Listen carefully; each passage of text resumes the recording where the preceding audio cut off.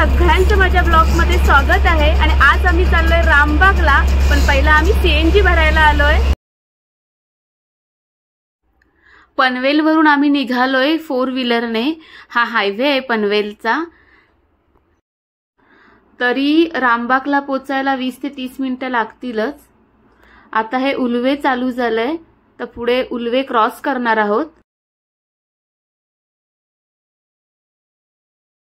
हा बघा अटल सेतूचा ब्रिज वाटेत लागतोय। आता टर्न घेतोय उत्तरपाडासाठी आणि मग हे रामबाग म्हसेश्वर मंदिर पोचलेलो आहोत।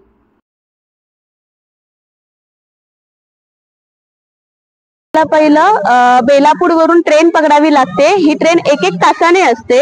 तिथून आपल्याला खारकोपर या स्टेशनला उतरल्यानंतर आपल्याला 20 रुपयाची ऑटो मिळणार। त्या शेअर ऑटोने आपण ह्या रामबागकडे येऊ शकतो किंवा आपण आपल्या स्वतःच्या गाडीने सुद्धा येऊ शकतो। तर चला आता आपण आतमध्ये एंट्री करूया आणि हे रामबाग कसं आहे ते फायनली बघूया। टोटली 14 एकर जागा असलेलं हे रामबाग आज आपण बघायला आलोय। मी आतमध्ये जाते आणि इथे खरोखरच येणं इथं उपयुक्त आहे का हे तुम्हाला सांगते, पण त्याच्यासाठी माझा व्हिडिओ तुम्हाला लास्ट पर्यंत बघावा लागेल। पहिला स्पॉट आहे आणि इथे लिहिलेलं आहे की प्रत्येक व्यक्तीने 5 मिनिटापेक्षा जास्त वेळ बसू नये, कारण आपल्याला इतरांना सुद्धा संधी द्यायला पाहिजे।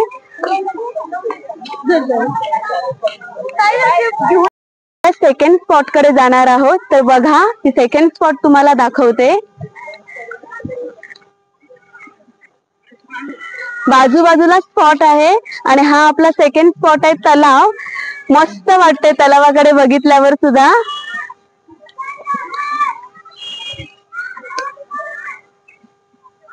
पण तलावाकडे जर तुम्ही लहान मुलांना घेऊन आलात तर केअरफुली, कारण लहान मुलां इथं पडू शकतात। तलाव तसं खोल वाटतंय, तर तुम्ही लहान मुलांची काळजी घ्या, तसं तिथे लिहिलेलं पण आहे। बाजूला हा आपला तिसरा स्पॉट आहे, लहान मुलांच्या खेळण्याची जागा, गार्डन। बघा लहान मुले इथे भरपूर सारी आलेली आहे सुट्टी असल्यामुळे, तर तुम्ही आपल्या मुलांबरोबर इथे पण वेळ घालवू शकतात। मुलं पण खुश होणार आहे। हा आपला पुढचा स्पॉट आहे हार्ट शेप मध्ये। तुम्ही बघू शकता तिथे छान छान आपली फोटोग्राफी येऊ शकते। असे सगळे आपले हार्ट दाखवलेले आहेत। संध्याकाळ झाली की इथे लाइटिंग असतं, ते बघायला खूप मस्त वाटतं। तर आपण आता पुढच्या स्पॉट कडे जाणार आहोत। खूप सारे पब्लिक इथे फोटो काढतायत। आम्हाला तर फोटो काढायला जागाच मिळत नव्हती, तरी पण आम्ही वेट केला आणि नंतर इथे फोटो काढलाय। बघा तुम्ही पुढे पुढे आतमध्ये गेल्यावर त्याचे हार्ट शेप तुम्हाला दिसणार आहेत।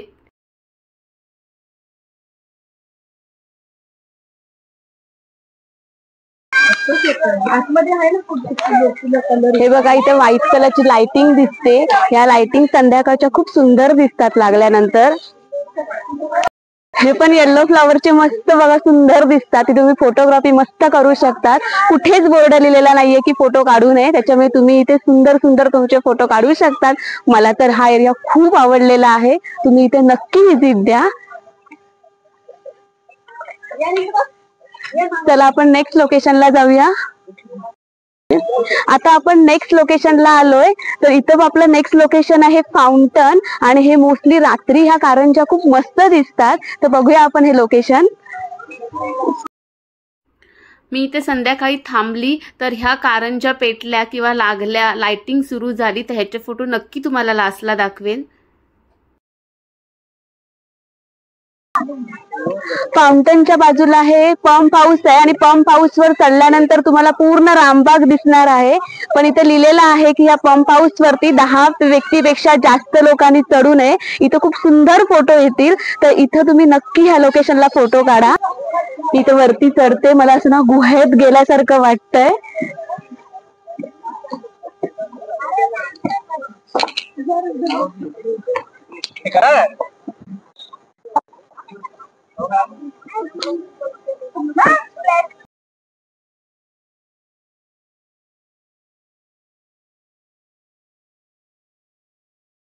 कसलं भारी वाटतंय वरून सगळं एवढं मोठं गार्डन बघताना।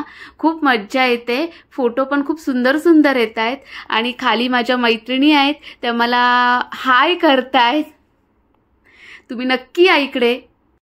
नेक्स्ट पॉइंटला जाणार आहोत. तो पॉइंट आहे जिथं आपण भरपूर सारे फोटो काढू शकतो. असं आहे, कपल पॉइंट पण म्हणू शकता. आणि असं स्पेसिफिक ते असं ठेवलंय की तिथे तुम्ही मुद्दाहूनच आलं की फोटो काढल्याशिवाय कोण पुढे जाणार नाही. तर बघा तो पॉइंट. इथे तर आमची गंमत झाली. आम्ही आपलं फोटो काढायला उभं राहिलो आणि काकींना काही कॅमेरा कळला नाही आणि त्यांनी व्हिडिओ सुरू केला. जर मोठी माणसं असेल, ज्यांना डायबिटीस असेल, तर ह्या दगडावर तुम्ही चाललात तर त्याचा खरंच खूप छान उपयोग होईल. पण एक काम करा, हे दगड तुम्ही इथंच ठेवून जावा. नाहीतर बघा, आता ह्या माझ्या मैत्रिणी इथं बसल्यात, पण इथं बसल्या म्हणून तुम्ही दगड असे बाहेर टाकू नका. ते दगड तिथेच ठेवा, नाहीतर त्याचा गैरवापर करू नका. नाहीतर हळूहळू इकडची दगड कमी व्हायला लागतील. इकडे मला एक आवडलं ना, ते सगळीकडे ना वॉशरूमची सोय आहे. बरेच वॉशरूम्स असल्यामुळे ना काही टेन्शन नाहीये बागेमध्ये. पण ह्या फ्लॉवर्स आहेत ना, पण प्लीज तुम्ही ना तोडू नका ना, त्याची पूर्ण शोभा जाईल. तुमच्या बरोबर लहान मुलं जर असतील तर त्यांना तुम्ही अडवा, जर ती तोडत असतील तर. लहान मुलांनी तोडलं एक वेगळी बात आहे, पण जर मुद्दाहून कोण तोडत असेल आणि तुम्ही त्याला अडवत नसाल तर असं करू नका. ह्या बागेची शोभा अशीच राहू दे. आपण आता पुढच्या लोकेशनला जातोय. इकडे आपलं मॅटर्निटी फोटोशूट चालू आहे, प्री वेडिंग चालू होतं, लहान मुलांचे फोटो चालू होते. हे आता आपण एंडिंगला आलोय, लास्टला. इथून पण आपण बाहेर पडू शकतो किंवा आपण इथून सुद्धा एंट्री करू शकतो. बघा, ही सुद्धा एंट्री एवढी सुंदर दिसते जाताना. हा एंडिंग आहे आपला. आणि इथं बाहेर मी तुम्हाला दाखवणार आहे की आपले स्टॉल्स भरतात.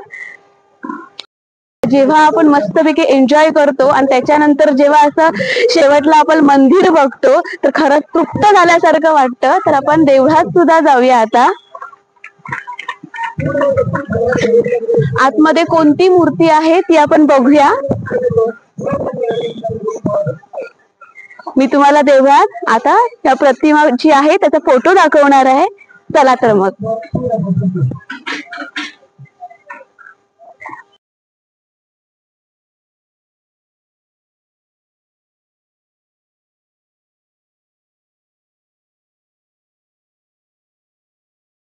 बाहेर येतोय. बाहेर आल्यानंतर बघा, इथे स्टॉल लागलेले आहेत. जेवणाचे दाबेली, सुरमा, पाणीपुरी, भेलपुरी, जेवण सगळं इथे मिळतं. आणि ह्या उद्यानाची वेळ मी तुम्हाला सांगायला विसरली. रामबाग उद्यानाची वेळ दिलेली आहे सकाळी 8 ते 11 आणि संध्याकाळी 4 ते 9:30. भला मोठा असा मस्त मोठाच्या मोठा पार्किंग आहे इकडे. बघू शकता तुम्ही. बिनधास्त कोणती पण तुम्ही गाडी घेऊन आलात तरी तुम्हाला असं भव्य असं मोठं पार्किंग मिळणार आहे. पार्किंगच्या बाजूलाच इथे स्टॉल मिळणार आहे. सगळं झालं की तुम्ही इथे स्टॉलवर तुमचा आहार, तुमचं स्नॅक्स सगळं करू शकतात.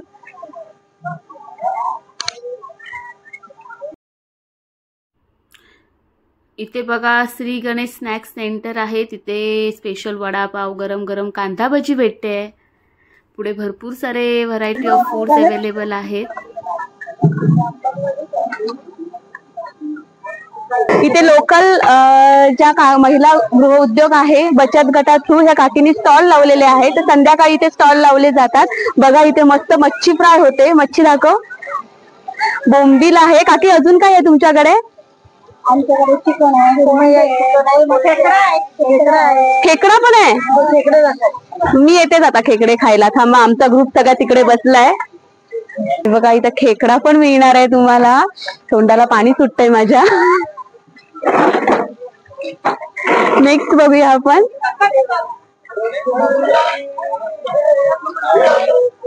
हे बघा, इथं अंडी भेटते, मॅगी भेटते आणि काय काय भेटते का की तुमच्याकडे? चिकन भेटते, पापलेट भेटते, सुरमई भेटते. पापलेट, सुरमई. पापलेट कशी आहे? पापलेट जास्ती नाही, 100 रुपये.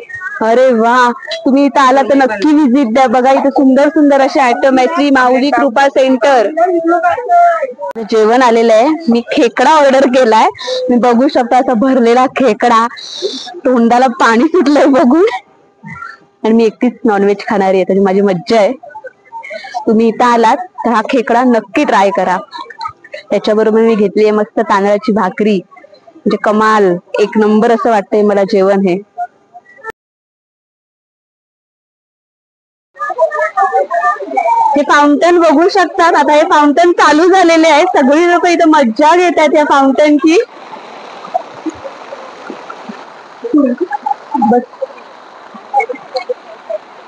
बघू नको.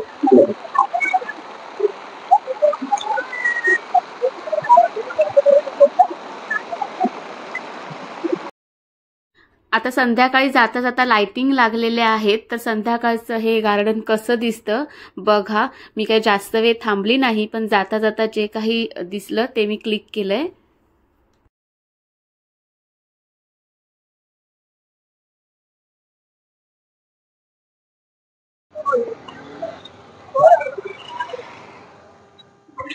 आता आम्ही जायला निघालोय. जाता जाता हा बोर्ड बघा, माजी खासदार लोकनेते रामशेठ ठाकूर साहेब उद्यान, म्हणजे त्यांचीच ही जागा आहे आणि त्यांच्याच हे मनात आलं की नवी मुंबईमध्ये एवढं मोठं असं उद्यान आपण बांधलं पाहिजे.